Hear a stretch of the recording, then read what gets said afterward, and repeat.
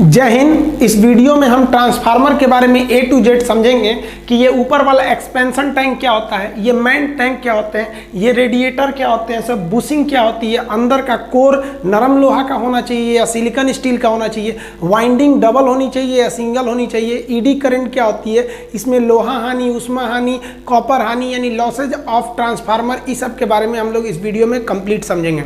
Transformer के ये main parts होते हैं, आप इनको समझ गए तो कोई भी क्वेश्चन आप सॉल्व कर सकते हैं। सबसे पहले बात करते हैं मेन टैंक की। मेन टैंक जो होता है एक खाली होता है, एक पूरा ऊपर से इसमें खाली होता है, इसी के अंदर ट्रांसफार्मर के हर एक पार्ट पुर्जा को रखे गए रहते हैं। इस टैंक में मेनली तीन चीजें होती हैं, एक होता है कोर और उसके बाहर की गई रहती है वाइंडिंग और उसमें भरा होता है नेफ्था ऑयल यानी तेल। अब इसके बारे में हम समझते हैं। सबसे पहले हम समझते हैं ट्रांसफार्मर का कोर क्या होता है। देखिए जो कोर होता है, कोर का मतलब मध्य भाग एकदम बीच का, ये कोर जो होता है वो नर्म लोहा का अमूमन बनाया जाता है और ये कोर होता है उसको मोटा किया जाता है, लेकिन एक ही लोहा लेकर मोटा नहीं करते हैं। जैसे यहाँ देखेंगे तो ये जिस पर मेरा मार्कर चल रहा है यही है आपका कोर, लेकिन एक खड़ा लोहा नहीं लेते हैं, इतना बड़ा खड़ा लोहा लेंगे तो दिक्कत हो जाएगा। उस कोर को मोटा करने के लिए पतला पतला पत्ती लिया जाता होगा। बचपन में आप ट्रांसफार्मर को खोल के इससे बहुत खेले होंगे, आप देखे होंगे ऐसे पत्तियों को लिया जाता है।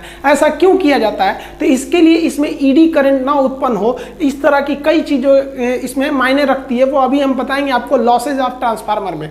तो ऐसे ऐसे ब्लेड को जोड़ के आपस में आप देखे होंगे एक मोटा सा कोर तैयार कर लिया जाता है। अब ट्रांसफार्मर में अगर जहां कहीं भी खाली जगह होगा वहां एक एक्स्ट्रा करंट उत्पन्न हो जाता है, उसे हम कहते हैं ईडी करंट। उस ईडी करंट को बचने के लिए, इसमें खाली जगह न देने के लिए इसके ऊपर वार्निश का लेप लगा दिया जाता है। आप देखेंगे एक लेप लगा दिया जाता है, वह लेप इस पर उत्पन्न होने वाली एक्स्ट्रा करंट यानी ईडी करंट को कम करता है और इसी लेप को लगाकर इसे आपस में जोड़ के इस कोर को मोटा कर लिया जाता है और इस प्रकार इस कोर को मोटा कर लिया गया। अब ये कोर एक बड़ा सा शकल ले लिया, लेकिन वो कई सारे पत्ती यानी ब्लेडों से मिलकर बना हुआ है, तो ये हो गया आपका कोर। अब इस कोर के ऊपर कॉपर यानी तांबे के तार से वाइंडिंग की जाएगी। वाइंडिंग मतलब उसमें लपेटा जाएगा और ये वाइंडिंग दो परत की होती है। अब दो परत की वाइंडिंग देखिएगा ध्यान से, ये बाहर वाली वाइंडिंग हो गई, एक अंदर वाली वाइंडिंग हो गई, यानी दो परत लगा रहता है। उस दो परत के बीच में आपका देखेंगे एक इंसुलेटर का लेप लगाया जाता है, कागज टाइप का होता है, उससे लगा दिया जाता है। वो जो होता है वो प्राइमरी वाइंडिंग यानी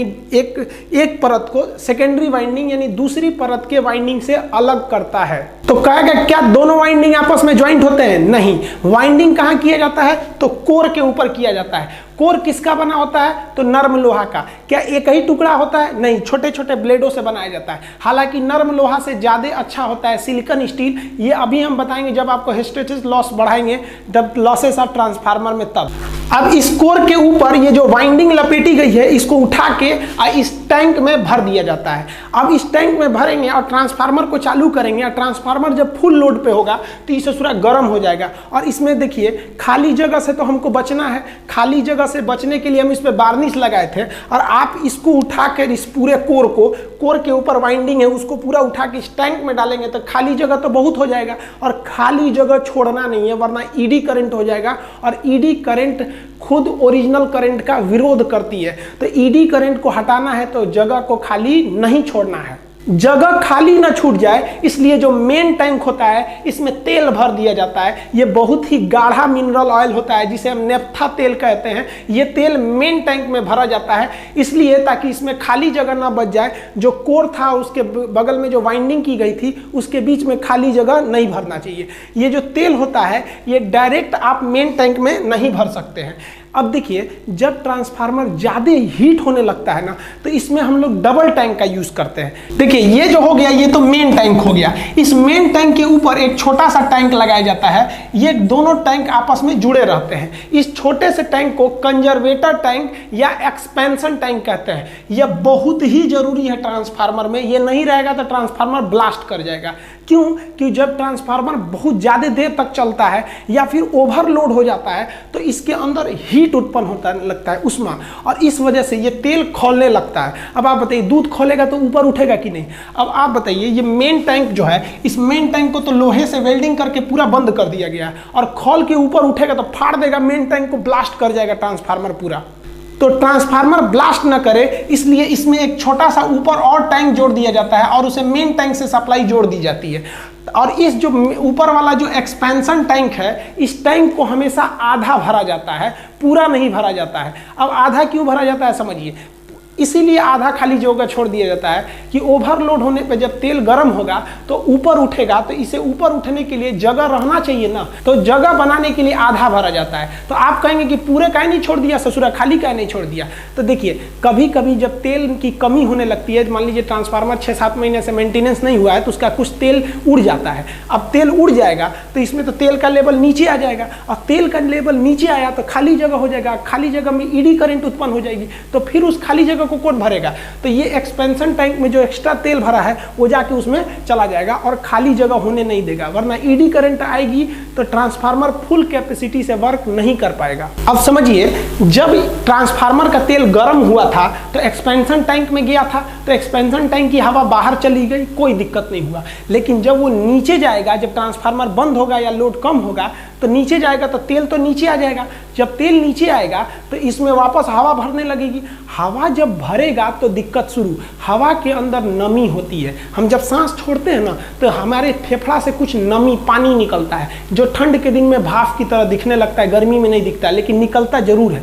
वो ससुरा पनिया इसमें घुस जाएगा तो दिक्कत कर देगा, पानी नहीं घुसना चाहिए। तो उसको रोकने के लिए यहाँ पर एक ब्लू कलर का देखेंगे ब्रीदर लगा दिया जाता है। अब ये ब्रीदर क्या करता है, ब्रीदर को हमेशा एक्सपेंशन टैंक के ऊपर लगाया जाता है, इस तरह से एक्सपेंशन टैंक के ऊपर लगाया जाता है। ब्रीदर का कलर अमूमन ब्लू कलर का होता है। ये जो ब्रीदर है, यहाँ पर ब्रीदर को बड़ा कर दिए हैं, इसी ब्रीदर को यहाँ पर लगा दिया जाता है। इसके अंदर भरा होता है सिलिका जेल। सिलिका जेल क्या होता है, आप देखे होंगे, आप लैपटॉप खरीदने जाइए या कुछ भी खरीदने जाइए, उसके अंदर एक तो इस तरह सा पैकेट मिलेगा आपको जिसके अंदर भरा होता है सिलिका जेल। ये क्या करता है, ये हवा में जो भी नमी है ना उसको सोख लेता है। अब मान लीजिए आपका लैपटॉप का बैग है, उसमें एक तो इसको डाल दिए, बैग में जितनी भी हवा जाएगी, हवा तो रुकती नहीं, एक जगह घूमते रहेगा, जितना घूमेगा जैसे जैसे टकराएगा उससे सोख लेगा, जहाँ टकराएगा सोख लेगा, जहाँ से सोखेगा वहाँ की हवा हल्की हो जाएगी तो भारी वाला उधर जाएगा, कहेगा कहाँ गया, ओकरो सोख लेगा पूरा।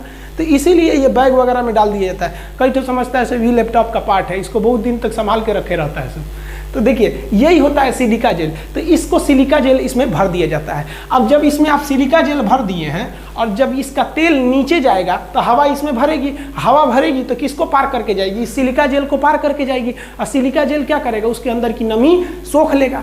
लेकिन एक खराबी सिलिका जेल की, सिलिका जेल जो होता है ना वो धूल कण को नहीं सोख पाता है, और ट्रांसफार्मर हमेशा सड़के पर लगा दिए, धूल धक्कड़ उड़ने लगता है। अब इन धूल को सोखने के लिए क्या किया जाता है कि इस ब्रीदर के नीचे एक और एक्स्ट्रा सा कटोरी टाइप का बना दिया जाता है जिसमें हम लोग तेल भर देते हैं, ऑयल भर देते हैं। ये ऑयल क्या करता है, धूल को चिपका लेता है, और ऊपर का सिलिका जेल किसको चिपका लेगा, नमी को, यानी जो मॉइस्चर है, ह्यूमिडिटी, उसको चिपका लेगा, और केवल प्योर हवा अंदर जाएगी और बाकी नमी बाहर रह जाएगी।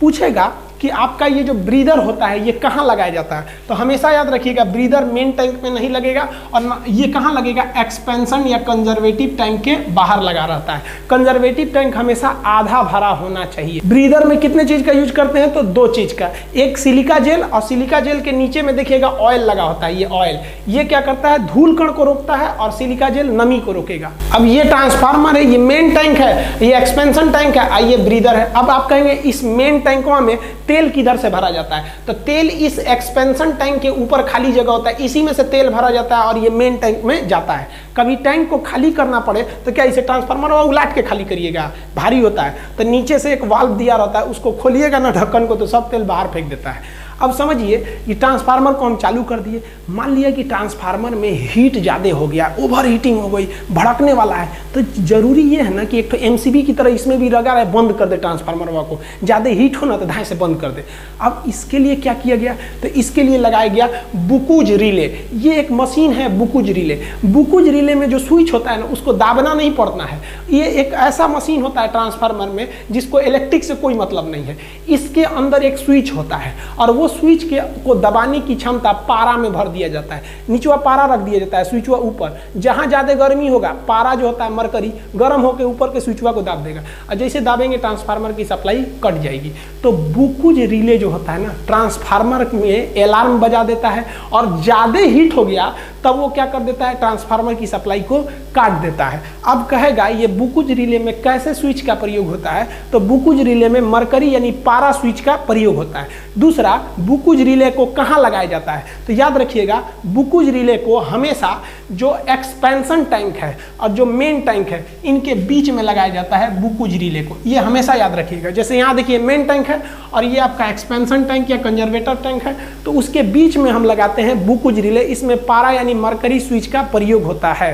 अतः बुकुज रिले सेफ्टी के लिए है। देखिए भैंस को हम लोग बांधते हैं खूंटा में सेफ्टी के लिए कि भैंस भागे नहीं, कभी कभी ससुरा खूंटवे उखड़ जाता है, अब क्या करिएगा, यही होता है। हम तो सेफ्टी के लिए लगाए थे बुकुज रिले, कभी ससुरा बुकुज रिले जो है खराब हो जाता है, अब तो इसको भड़कने से कोई नहीं रोक सकता है और पब्लिक की जान चली जाएगी, भड़क जाएगा बीच बाजार में ट्रांसफार्मर। तो इसके लिए एक सेकेंड चीज को लगाते हैं जिसे हम लोग कहते हैं एक्सप्लोजन वाल्व या एक्सप्लोजन वेंट। ये एक लंबा पाइप की तरह होता है, आप यहाँ इमेज में देखिएगा एक लंबा पाइप की तरह इसे निकला हुआ है। ये क्या किया जाता है, जब ट्रांसफार्मर में बहुत हीट होने लगता है और तेल पूरा खौल जाता है, इसका तेल खोल के भाग गया रहता है एक्सपेंशन वाल्व में, एक्सपेंशन टैंक में। अब एक्सपेंशन टैंक में भी जगह नहीं है, वो भी ससुरा फटने वाला है, तो इसको क्या करते हैं, ई पाइपुआ में तो कुछ तेल इस पाइप में भाग जाएगा और इसका जो मुंह होता है इसको कमजोर धातु का बनाते हैं कि ये फट जाए और तेल इधर से निकल जाए ताकि दुर्घटना ना हो। तो इसे हम लोग क्या कहते हैं, एक्सप्लोजन वाल्व या एक्सप्लोजन वेंट। आजकल के नए ट्रांसफार्मर में इतना बड़का धोधड़ नहीं दे रहा है, छोटा सा वाल्व दे रहा है, जैसे कुकर का सीटी होता है, ज़्यादा हीट होगा ना तो उधर से फेंक देगा फिर बंद हो जाएगा, तो वो वाल्व आजकल के नए मॉडल में आ गया है। तो ट्रांसफार्मर में सेफ्टी के लिए बुकुज रिले और लास्ट सेफ्टी के लिए क्या होता है, एक्सप्लोजन वेंट या एक्सप्लोजन वाल्व। देखिए किसी चीज को गर्म करेंगे तो फैलेगा, दूध को गर्म करते हैं तो फैलता है, तो दो रास्ते हैं, या तो फैलने के लिए जगह दे दीजिए, नहीं तो फूंक फूंक के उसको नीचे दबाइए, आदमी फूंकते लगता है ना, वही हाल होता है। देखिए ये जो एक्सपेंशन टैंक है ये तो फैलने का जगह देता है, लेकिन कितना अच्छा रहता है कि तेलवा को आदमी फूंकता है उसी में बैठ के, ट्रांसफार्मर में बैठ के फूंको, इतना फुर्सत है किसी को फूकेगा, मार देगा करंट, ऊपर फूका जाएंगे वो। तो इसके लिए बना दिया जाता है हम लोग कूलिंग ट्यूब या फिर रेडिएटर। ये क्या होते हैं, आप ट्रांसफार्मर में देखिए ये जो साइड में ये निकला हुआ है ना इतना बड़ा सा, ये इतना बड़ा सा जाली टाइप का जो निकला है ये वाला हिस्सा, ये होता है आपका रेडिएटर, यही ठंडा करता है, इसको हम लोग कूलिंग ट्यूब कहते हैं। लेकिन कुछ में फैन भी लगे रहते हैं, बाद में बताएंगे। ये कूलिंग ट्यूब क्या होते हैं सर, देखिए ये ना होता है छोटे छोटे नली के होते हैं सर, ये छोटे छोटे ट्यूब जो होते हैं सब बहुत ज़्यादा होते हैं, सब बहुत ज़्यादा संख्या में छोटे छोटे ट्यूब को आपस में जोड़ दिया जाता है और इसका सब कनेक्शन ऊपर से दिया जाता है। देखिए इस मेन टैंक का जो ऑयल होता है गर्म होता है तो गर्म होकर इसमें जाने लगता है, और जब इसमें जाता है तो इस छोटे छोटे टैंक से छोटे छोटे ट्यूब से नीचे गिरने लगता है, और ये धीरे धीरे नीचे गिरता है और एकदम छोटे छोटे ट्यूब से नीचे गिरता है।